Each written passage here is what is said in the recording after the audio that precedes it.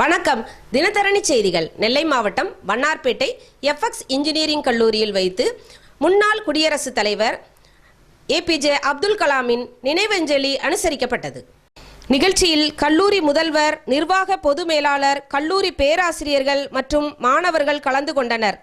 தமிழகத்திலேயே இந்த கல்லூரியில்தான் அப்துல் கலாமை வைத்து அவருடைய பெயரில் தனி பிளாக் கட்டப்பட்டு திறக்கப்பட்டது என்பது குறிப்பிடத்தக்கது. கலாமின் வழியில் நடக்க வேண்டும் என்பதை கல்லூரியின் தலைவர் கிளிட்டஸ் பாபு வலியுறுத்துவார் என்பது குறிப்பிடத்தக்கது. நிகழ்ச்சியை ஒட்டி மாணவ மாணவிகள் மெழுகுவர்த்தி ஏற்றி உறுதிமொழி ஏற்றுக்கொண்டனர். முன்னதாக கல்லூரி NSS சார்பில் பாளையங்கோட்டை மாணவ மாணவிகளின் மௌன ஊர்வலம் நடந்தது. ஊர்வலத்தை மாவட்ட ஆட்சியர் கொடியசைத்து தொடங்கி வைத்தார்.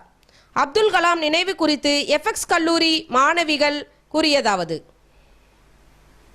மாணவர்களுடைய ஒரு இன்ஸ்பிரேஷன் சொல்லக்கூடிய அவர் எங்களை விட்டு பிரிந்தாலும் இன்று மனதளவில் எங்களுடன் தான் வாழ்ந்து கொண்டிருக்கிறார்.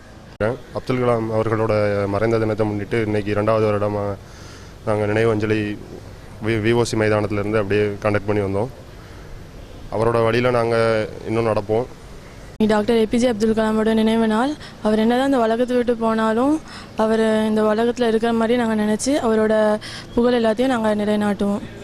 அதாவது அவர் சொன்ன மாதிரி நம் தூங்கும்போது காண்பது கனவு அல்ல, நம்மளை தூங்க விடாமல் செய்வதே கனவு. அதை முன்னாடி அவர் வழியில் நடக்கும்போது கேள்வி. தேங்க்ஸ்.